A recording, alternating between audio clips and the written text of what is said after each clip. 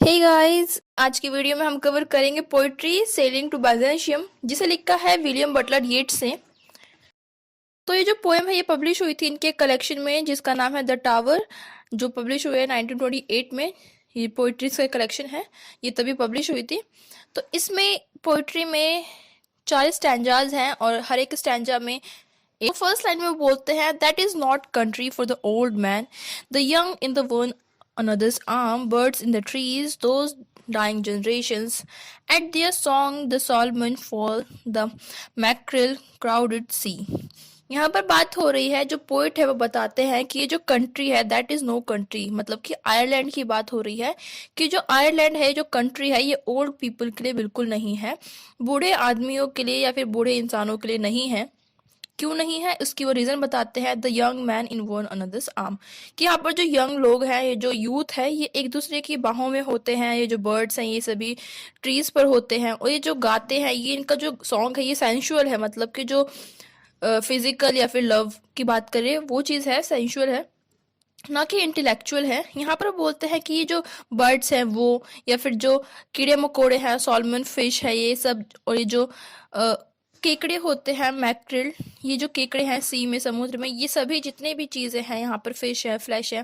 Flash मतलब कि human body की बात करी गई है। और यहाँ पर जो बर्ड्स हैं, हर एक चीज़ जो भी है इस कंट्री में, वो हर एक चीज़ गाना गाती है, उस चीज़ को एंजॉय करती है, सेंशुअल लव को, सेंशुअल पोएम को, सॉन्ग को, हर एक चीज़ को। Whatever is begotten born and dies. और इसमें क्या करते हैं, ये सब जन्म लेते हैं, बॉर्न होते हैं और मर जाते हैं, प्रोक्रिएशन करते हैं, मतलब कि बर्थ हुआ, सेक्स प्रोक्रिएशन, न्यू बर्थ हुआ, उसके बाद जो पुराने हैं वो उनकी डेथ हो गई। मतलब कि ये कोई लाइफ नहीं है, ये सेंशुअल म्यूजिक है। और इन सभी ने जो लोग हैं, इतने सारे, चाहे जो है बर्ड्स, प्लांट, ट्रीज, मैन, जितने भी लोग हैं, ये सब सेंशुअल म्यूजिक में इंडल्ज हैं। और जो इंटेलेक्चुअल चीज़ है, जैसे कि मॉन्यूमेंट्स है जो कि अनएजिंग इंटेलेक्चुअल की बारे में बताते हैं, ये उन सभी चीज़ों को भूल गए हैं। तो मेनली फर्स्ट स्टैंजा में बात करी गई है कि जो पोइट है वो अब एक बूढ़ा आदमी बन गया है, एक ओल्ड मैन है, और इसीलिए वो एक इमेजिनरी वर्ल्ड में जाना चाहता है, एक इमेजिनरी जगह पर जाना चाहता है, क्योंकि यहाँ पर उसका कोई काम नहीं है। ये जो पूरी जो कंट्री है आयरलैंड, वो यंग पीपल के लिए है। जो लोग हैं वो इतने ज़्यादा सेंशुअल फिजिकल लव में इंडल्ज रहते हैं, और इसीलिए वो बाइजेंशियम जाना चाहता है, जो कि इंटेलेक्चुअल लाइफ मिलेगी उसे वहाँ पर। अब यहाँ पर सेकंड स्टैंजा में बात करते हैं। सेकंड स्टैंजा में बोलते हैं, an aged man is well treat thing at that are caught upon a stick unless soul claps its hand and song and sing and louder sing। अब यहाँ पर बात हो रही है, फर्स्ट स्टैंजा में उन्होंने बताया कि आयरलैंड कैसा था, अब वो बताते हैं कि उनकी हालत कैसी है, उनकी जो स्ट्रक्चर है वो कैसा है। तो उसके लिए वो बोलते हैं कि उनकी हालत ऐसी हो गई है, जो ओल्ड मैन होते हैं उनकी हालत ऐसी होती है जैसे कि कोट, जैसे कि कोई कोट डाल दिया जाता है किसी थिन और वीक बॉडी पर,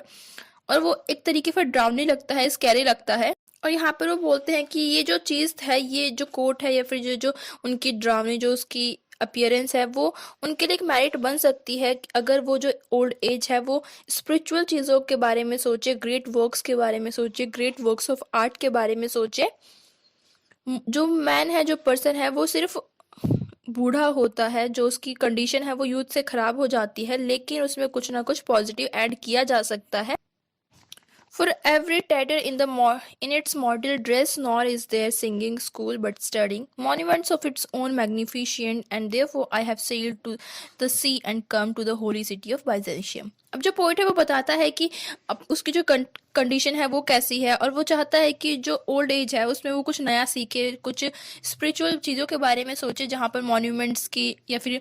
इन सब चीज़ों की जो आर्ट है, अनएजिंग आर्ट है, उन सब चीज़ों का महत्व, उन सब की जो इम्पोर्टेंस है वो दिखाई दे। वो बोलता है कि इन सभी चीज़ों को सीखने के लिए वहाँ पर कोई स्कूल नहीं है, ना ही कोई उसे पढ़ाता है, लेकिन फिर भी वहाँ पर लोग उस चीज़ को जानते हैं। और इसीलिए इसीलिए वो बोलता है, आई हैव सेल्ड द सी, कि अब वो सी की तरफ जा रहा है और अब वो यहाँ पर आ चुका है। लास्ट लाइन में बोलता है, to the holy city of Byzantium. First line में बताता है कि आयरलैंड में क्या क्या होता है, सेकेंड लाइन में वो अपनी ओल्ड एज को बता रहा होता है, और लास्ट में बोलता है कि अब वो बाइजेंशियम जो सिटी है वहां पर आ चुका है,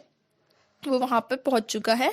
अब थर्ड स्टैंडर्ड स्टार्ट होता है, तो इसमें वो बोलता है, O sages is standing in the God's holy fire as in the gold mosaic of a wall, come from the holy fire perne in the gyre and be the singing master of my soul, consume my heart away sick with desire and fasten to the dying animal, it knows not what it is, and gather me into the artifice of eternity। अब जो third stanza है उसमें mainly बात करता है कि जब वो उस स्टेट में, उस सिटी में आ चुका है जिसका नाम बाइजेंशियम है, तो वहां पर वो बताता है कि उसने देखा कि जो कुछ जो संत होते हैं, जो सेजेस होते हैं, सेजेस मतलब संत होता है, तो वो जो गॉड की होली फायर होती है वो उसमें खड़े हैं, मतलब कि पर्जुगेशन का जो सिस्टम होता है, अपने आप को प्योरीफाई करने का जो प्रोसेस होता है, वो उस फायर में खड़े हैं और वो बिल्कुल वैसे ही लग रहे हैं जैसे कि गोल्ड मॉजिक वॉल होती है। मतलब मॉजिक वॉल वो होती है जहाँ पे बहुत सारे अलग अलग जो स्टोन्स होते हैं, वो जड़े होते हैं, वो सारे बिल्कुल वैसे ही लग रहे हैं। और यहाँ पर जो पोइट है वो बोलता है कि वो सारे आए, जितने भी संत हैं, जो सेजिस हैं, वो आए और उसको भी प्योर करें, उसको भी प्योरीफाई करें, जो उसका हार्ट है जिसमें कुछ डिज़ायर्स हैं जो कि उसे अब नहीं चाहिए, वो उन सभी चीज़ों को यहाँ से निकाल दे, उसको यहाँ से निकाल दें, उसकी हार्ट में से उन सभी चीज़ों को। और वो चाहता है कि वो उसे समझाएं, उसे इस चीज़ को टीच करें, उसे पढ़ाएं, जो स्पिरिचुअल म्यूज़िक है उस चीज़ को समझाएं, ना कि जो सेंसुअल म्यूज़िक उसके आयरलैंड में प्ले किया जाता है उसे। अब यहाँ पर जो पोएट है वो और आगे बताता है कि ये जो सेजेस हैं वो उनका जो हार्ट है बिल्कुल ही इम्प्योर है, लेकिन जो उसका हार्ट है अभी इम्प्योर है, तो इसीलिए वो चाहता है कि उसे प्योर किया जाए और उसे प्योर करके ऐसी चीज में कन्वर्ट कर दिया जाए जो आर्टिफिस ऑफ एटर्निटी, मतलब एटर्निटी मतलब होता है जो कभी ना मरे, एक अमर जो होता है वैसा। तो वो चाहता है कि वो उसे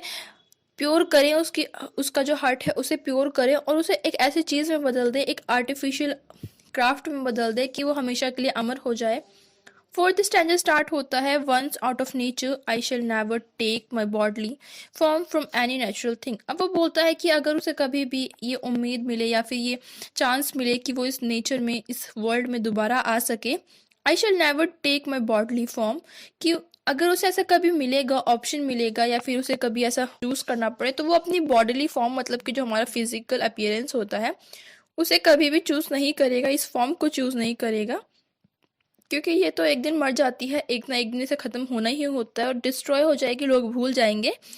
but such a form as Grecian gold smith make of hammered gold and gold enamelling. अब यहाँ पर वो बोलता है कि वो बॉडली फॉर्म नहीं लेगा, लेकिन एक ऐसी चीज बनना चाहेगा जिसे ग्रेशियन, जगह है ग्रेशियन अर्न, एक